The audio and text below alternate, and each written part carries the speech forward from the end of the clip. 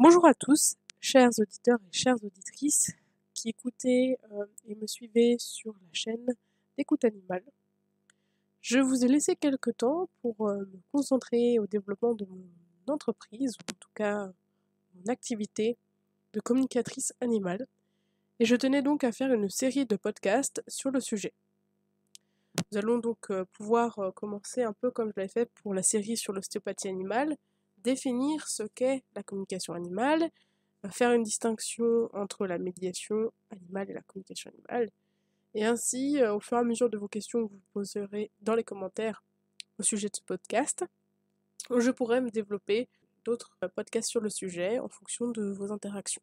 Alors, je vous laisse bien m'écrire en commentaire en fonction de vos réactions et de vos interrogations sur le sujet. Commençons tout de suite alors au sujet de la différence entre la communication animale et la médiation animale. Je commence par ça parce que beaucoup de personnes me contactent et me disent: «Ah mais vous faites de la médiation animale. Je voulais savoir ce que c'est». Et je dis: «Malheureusement, je ne fais pas de médiation animale, mais je fais de la communication animale. Ce sont deux choses distinctes». On connaît évidemment un peu mieux la médiation animale parce que c'est quand même quelque chose qui est en essor depuis un certain temps et on voit beaucoup de bénéfices, notamment quand on voit les chevaux monter dans les grands hôpitaux pour accompagner les personnes âgées, et voilà. C'est souvent impressionnant, donc on en retient beaucoup d'images parce que ça passe souvent à la télévision. Mais moi, je vais donc faire une différence entre ces deux métiers-là. Alors, la médiation animale, c'est une pratique thérapeutique qui utilise la relation entre l'homme et l'animal pour améliorer et approfondir le bien-être des humains. Et elle repose sur des interactions positives et intentionnelles encadrées par un professionnel. Donc c'est qu'en fait, vous allez pouvoir vous adresser à une personne qui pratique la médiation animale. Par exemple, ça peut être grâce à des ânes, ou encore grâce à des chevaux, ou encore grâce à d'autres animaux. Ça dépend l'affinité qu'a l'humain avec ces animaux et la possibilité qu'il vous offre. Cette interaction, en fait, va se faire si vous venez. Ça peut être des personnes qui sont soit en recherche de bien-être plus profond, ou soit des personnes qui ont des difficultés orales, auditives, physiques, etc. Et c'est une manière en fait de langage et de communication pour ces personnes-là qui ne font pas forcément la parole. C'est super intéressant et je peux faire un podcast plus approfondi si vous voulez, et même en partenariat avec une personne qui pratique la médiation animale. Je vous laisse me dire en commentaire si ça vous intéresse, et c'est avec joie que je le ferai. Mais moi je vais me concentrer maintenant sur le domaine de la communication animale. Alors, qu'est-ce que la communication animale? Bah, en fait, ça prend en compte les animaux, évidemment, c'est dans le titre, mais c'est pas tout à fait la même chose. Là, on va parler d'un échange télépathique entre soi et le monde vivant, notamment ici le monde animal, mais c'est possible de le faire avec des plantes, c'est un peu plus complexe quand même. C'est un mode de communication par la pensée, à distance ou en direct, grâce aux 5 sens. Alors comment ça se passe concrètement? En fait, on va recevoir des informations dans notre cerveau qui vont être reçues par les récepteurs liés à nos 5 sens. Ça va être l'ouïe, la vue, l'odorat, le toucher, le goût, qui sont les 5 sens primaires. Et on a un 6e sens, c'est l'intuition. Et l'intuition va vraiment permettre de déclencher ce processus-là télépathique. Et en fait, on le fait couramment. Alors, je vais vous donner un peu l'histoire de la communication animale. Alors, quand on fait de la communication animale la communication télépathique, c'est même pas animal, la communication télépathique, instantanément. C'est notre moyen de communication parce que nous n'avons pas la parole, de la même manière que les animaux n'ont pas la parole humaine. Et en fait, on va interagir comme ça avec nos parents. Ça veut dire qu'on va pleurer au bout d'un moment si vraiment nos parents ne comprennent pas, mais au départ, l'enfant va envoyer une information en disant, par exemple, change ma couche, elle est pleine. Bah, le parent qui est assez lié à son enfant, il va dire, ah bah oui, laissez-le changer sa couche, je le sens. Enfin, pas à l'odeur évidemment, mais en tout cas, elle l'a senti de loin que c'était ça le sujet. Ou pareil pour manger. Bah, en fait, c'est lié à ça, à la télépathie. Et après, en grandissant, en fait, vers l'âge de 6-7 ans, l'éducation scolaire se met en place, et là, tout se complique de manière assez importante. C'est là où on perd cette télépathie, parce que, là c'est prouvé scientifiquement, on a déjà deux cerveaux. On a le cerveau gauche, le cerveau droit. Le cerveau gauche va être le cerveau rationnel et le cerveau droit, le cerveau émotionnel. Et dans notre société et dans les cours scolaires qu'on fait, qu'on effectue, notre cerveau émotionnel est délaissé. En fait, on va privilégier cette rationalité, les calculs mentaux, etc. Tout ce qui va être bien organisé, faire ci, faire là, tracer des bonnes droites, faire des angles droits, etc. Mais par contre, le côté émotionnel va être assez tari, et en fait, ses capacités neuronales vont diminuer. Et en fait, la télépathie et la créativité naissent de ce cerveau droit, et ils ont besoin de celui-ci pour exister. Alors si vous voyez les balances, si un côté penche beaucoup plus que l'autre, bah, l'autre va être délaissé, et c'est au détriment de la télépathie donc. Scientifiquement, comment ça se passe? Alors là, ça a pu être pas complètement évidemment reconnu, mais en tout cas, on peut en expliquer l'effet parce qu'elles sont liées à des fréquences vibratoires. Alors ça, on connaît tous, les ondes cérébrales, c'est étudié en sciences de manière très importante, et les plantes, les végétaux et la nature dégagent aussi des ondes. Et en fait, les ondes de la Terre sont les ondes alpha, entre 8 Hz et 13 Hz. Ce sont les ondes, pour nous, liées à la relaxation légère, au port de l'inconscient, à l'hypnose, etc. Et si nous, on se place sur ces fréquences vibratoires-là, on capte ce que les animaux diffusent de manière continue. Même que les plantes et la terre diffusent de manière continue des informations, et nous, on les reçoit à certains moments parce qu'on est beaucoup plus ouvert ou plus détendu que d'autres. Toutefois, certains moments, on les reçoit pas du tout parce qu'on monte dans la puissance des ondes cérébrales. Par exemple, quand on va faire un éveil actif, on va être dans la stimulation, comme là je vous fais un podcast, je suis concentrée sur ce que je fais, on va être dans les ondes bêta, qui sont entre 13 Hz et 30 Hz. Et si par exemple on commence à se pencher sur notre baccalauréat, pour ceux qui vont bientôt y être, ainsi que des gros examens ou des grosses épreuves, on va être dans les ondes gamma qui sont au-dessus de 30 Hz. Et là, l'activité va être très intense. On va voir les ondes se multiplier et se rapprocher, ce qui montre une activité très intense. Et là, on ne peut plus du tout être avec la nature. Concrètement, parce que c'est trop pour eux. Eux, ils ne savent pas les signes dans les ondes. Alors, ça peut être expliqué de cette manière, de manière scientifique. Évidemment, après, c'est pas dans les détails défini scientifiquement. Mais en tout cas, vous pouvez vous en rendre compte parce que soit il y a déjà des personnes qui l'ont gardé après 7 ans, ils ont eu la faculté et la capacité de garder cette créativité, garder leur capacité, et le pratiquent encore en fait, la télépathie. Alors soit vous le savez parce que vous êtes très proche, ou soit ils vous le racontent pas trop, mais en fait votre voisin par exemple le pratique, parce que c'est pas forcément des sujets qu'on va expliciter parce qu'ils ne sont pas forcément acceptés dans la société maintenant aujourd'hui. La mentalité est en train d'évoluer et je trouve ça génial, et c'est pour ça que j'ai envie de prendre ma place dans ce domaine-là, parce que c'est un métier magnifique. Toutefois, quand il n'est pas forcément gardé, on a quand même certains signes.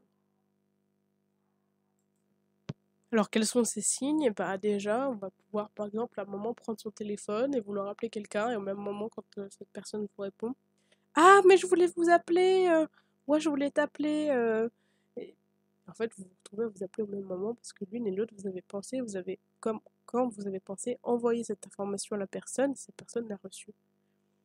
Ou par exemple, vous prenez votre téléphone et vous recevez un message, et vous saviez que bah, vous allez recevoir un message en fait, pile au même moment.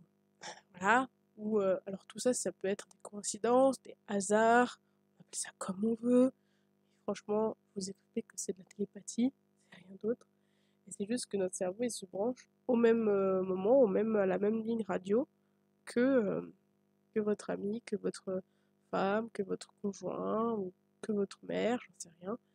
Voilà, les personnes où vous êtes proches, ou même d'autres personnes, vous n'êtes pas proches. Voilà, c'est des moments où vous pensez de manière intensive, mais posée, et ça va envoyer cette information et ça va être reçu par d'autres personnes, d'autres animaux, etc. Ensuite, moi, mon objectif, je vais vous parler ça dans un deuxième temps. Qu'est-ce que c'est là-dedans? Mon objectif, c'est de transmettre de manière le plus claire possible les messages des animaux et tout leur amour. Ils en ont énormément, et mon objectif est là, vraiment, transmettre cet amour dans les foyers, dans les lieux où ils habitent. De plus, mon objectif second va être d'être le pont entre le monde animal et le monde humain pour les lier. Vraiment, ça me tient à cœur de pouvoir vous ouvrir ce monde-là parce qu'il est magnifique et même, pourquoi pas, à vous apprendre un jour comment on fait pour se lier à ce pont et à faire le pont vous-même. Et mon troisième objectif va être celui de faire découvrir cette capacité oubliée qu'est la communication télépathique, la communication animale, aux personnes qui ne connaissent pas forcément ou qui ont besoin ou envie de découvrir ceci. Alors déjà, on va poser une autre question dans un troisième temps. Pour qui et à qui ça s'adresse la communication animale? À toute personne. Franchement, je sais que ça s'adresse à toute personne parce que toute personne a la capacité de pouvoir être ouvert et de pouvoir entendre ce que les animaux ont à dire. À des moments un peu moins que d'autres, mais en tout cas, au bout d'un moment, vous aurez cette capacité. Et toute personne qui veut me contacter doit juste, la seule condition, avoir un animal vivant ou décédé. En tout cas, l'animal doit être vivant ou décédé, mais il doit bien avoir un animal. Et les personnes qui souhaitent me contacter, de préférence, il faut qu'elles souhaitent comprendre les choses qui se passent dans l'instantané, qui nous entourent, et qui arrivent de manière soit consciente, soit comme des hasards, etc., comme on l'appelle pour certains. Voilà, c'est un peu les deux seules conditions, c'est d'être assez ouvert à ce sujet, ou, ou pas forcément, mais vouloir découvrir, et avoir un animal. Quatrième grande question, pour quelle raison est-ce qu'on fait appel à une personne qui fait de la communication animale? Alors, simplement déjà, si on a envie de comprendre son animal de manière encore plus profonde, ou c'est parce qu'on veut savoir les raisons profondes de ses attitudes, de ses comportements, de l'animal en question. Ça peut être aussi pour lui poser des questions dans un second temps. Ça peut être aussi pour améliorer son bien-être, mais aussi, en fait, ça va améliorer le bien-être de tout le foyer. Et de plus, vraiment, la meilleure raison pour m'appeler, c'est recevoir de l'amour plus. Vraiment. Parce qu'ils ont que ça en eux. Et c'est incroyable à quel point c'est... Waouh. C'est chaud, ça a la consistance chaleureuse, agréable, de pouvoir être là au quotidien avec nous, cette puissance, cette persévérance, d'être à nos côtés pour tout le temps, sans jugement, sans rien, parce que les animaux n'ont pas de mental.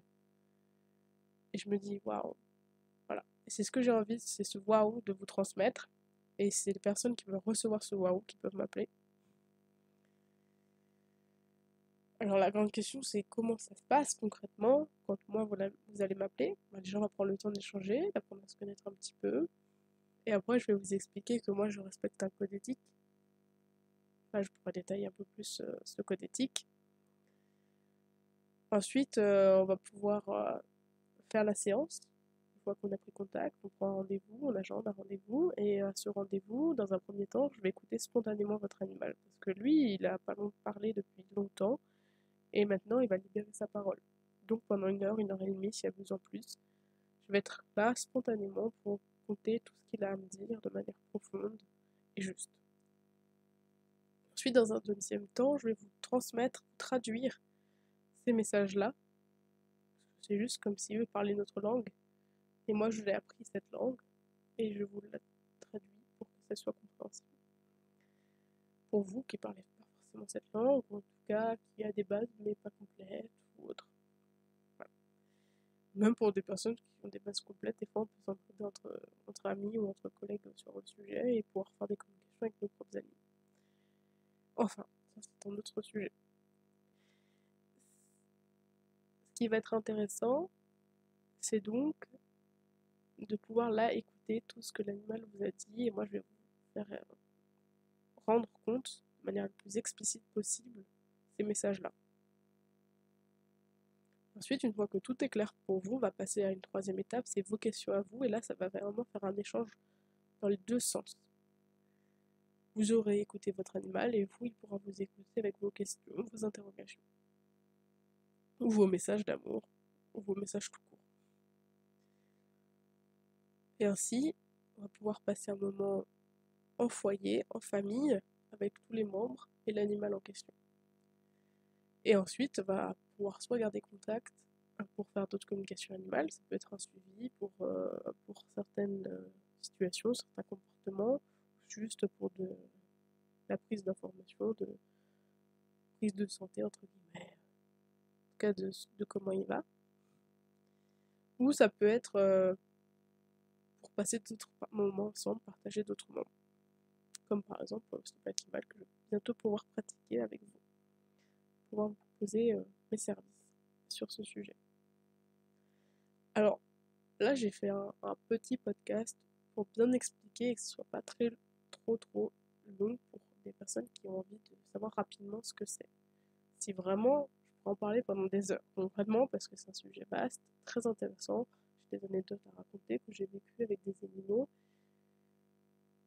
Là n'est pas le sujet, je fais vraiment une synthèse assez globale pour toute personne qui voudrait juste savoir ce que c'est, ou en tout cas être au plus au clair. Je vous conseille et je vous invite vivement à m'écrire en commentaire juste dessous de cette vidéo pour pouvoir partager vos ressentis et aussi partager vos questions, vos interrogations et pouvoir créer un échange aussi avec vous, parce que au-delà de la communication avec les animaux, je vais faire de la communication avec les humains, parce que eux juste n'ont pas la capacité de se faire entendre. Moi je serai juste une personne qui va être entre deux pour pouvoir les faire faire écouter. C'est très français cette phrase. En tout cas qu'ils soient écoutés grâce à moi. Mais vous aussi vous pouvez très bien vous offrir à ce monde-là. Et belle découverte sur le sujet. Vraiment allez-y à fond. Et vous, vous avez beaucoup à apprendre d'eux parce que en fait, moi je vais faire concrètement, je vais vous apporter tout ce que à m'apporter. Donc c'est l'écoute autant de l'animal que de l'humain, parce qu'à des moments, l'humain va partager des choses qui sont assez fortes sur son personnel, sur son passé, sur ce genre de choses. Moi, je vais être là pour faire comprendre grâce à l'animal et pour faire améliorer, apporter des solutions concrètes pour aider ces personnes-là. Parce que le sujet préféré des animaux, c'est les humains avec lesquels ils vivent. Eux, ils ont que vous, entre guillemets, dans leur vie. Ils sont vraiment là que pour vous. Ils ont un lien avec vous qui est super fort, qu'on appelle mission, que j'appelle mission. Et c'est ce lien qui vous lie à lui. Et c'est pour ça qu'il est là pour vous. Alors voilà, les animaux domestiques, c'est un cadre particulier, c'est dans votre foyer. Et donc c'est vraiment là où je fais de la communication et de l'écoute animale et humaine. Alors je ne suis pas thérapeute et je ne veux pas du tout prendre ce rôle-là, mais en tout cas je serai là pour écouter et être là pour aider grâce à l'animal. Et enfin, ce que je pourrais dire aussi, c'est que vraiment c'est magnifique. Alors ça, voilà, je l'ai déjà dit plein de fois, parce que c'est fort en émotion, c'est riche, et des fois c'est un peu difficile à entendre parce que c'est tellement profond ce que les animaux transmettent sur nous. Voilà. Et après il y a le cas des animaux sauvages qui est encore un autre sujet. Eux ils dépendent pas d'humains, mais ils sont là aussi pour nous, et en tout cas ils sont là pour eux, et ils transmettent des messages très forts à des moments. Voilà, donc je vais arrêter dans les détails, je vais refaire une petite conclusion pour pouvoir synthétiser tout ça. Donc déjà, pour conclure, voyons un peu la différence entre la communication animale et la médiation animale. La communication animale est vraiment un échange télépathique qui se fait entre soi et le monde vivant. Et la médiation animale est une pratique thérapeutique qui utilise la relation homme-animal pour améliorer le bien-être des humains. Ce sont donc deux corps de métiers différents qui sont peut-être complémentaires ou en tout cas qui sont dans le même domaine mais qui ne sont pas dans le même objectif. Moi, mon objectif, c'est vraiment d'être là pour vous et pour transmettre ces messages de manière la plus claire possible, les messages animaux de manière la plus claire possible, d'être un pont entre ces deux mondes, entre guillemets, qui sont en train de se lier de plus en plus. Ça s'adresse à toute personne qui a envie de découvrir, qui a un animal vivant ou décédé. Et pour quelle raison? Pour comprendre, pour avoir surtout euh, beaucoup d'informations sur les raisons profondes et les attitudes et les comportements de l'animal et de vous aussi. Et aussi améliorer le bien-être de tout le foyer. Et surtout, surtout, surtout recevoir beaucoup, beaucoup, beaucoup, beaucoup d'amour que j'envoie là à ce moment même à tout le monde. Et comment ça se passe concrètement? Ça va être déjà un échange téléphonique avec les humains pour valider le code éthique et ensuite passer sur le rendez-vous qui se décompose en 3 étapes. Une écoute profonde, ensuite une transmission, une traduction aux humains, et ensuite les questions à poser et un échange donc à double sens. Moi, je vous invite à aller voir ma page Facebook pour checker un peu si vous voulez une petite définition, voilà, un peu plus concise encore que ça, et voir ce que je pourrais proposer comme contenu en plus de YouTube. Et je vous invite aussi à faire votre propre expérience, soit en me contactant, soit en contactant d'autres collègues qui pratiquent ce genre de métier. Et je vous envoie en tout cas beaucoup d'amour de tous les animaux que j'ai ici. Et je vous dis à bientôt sur la chaîne d'Écoute Animale. Revenez vite pour écouter les seconds podcasts qui sortiront. Donc rendez-vous mardi prochain pour la suite. Ciao à tous. Merci. Belle journée.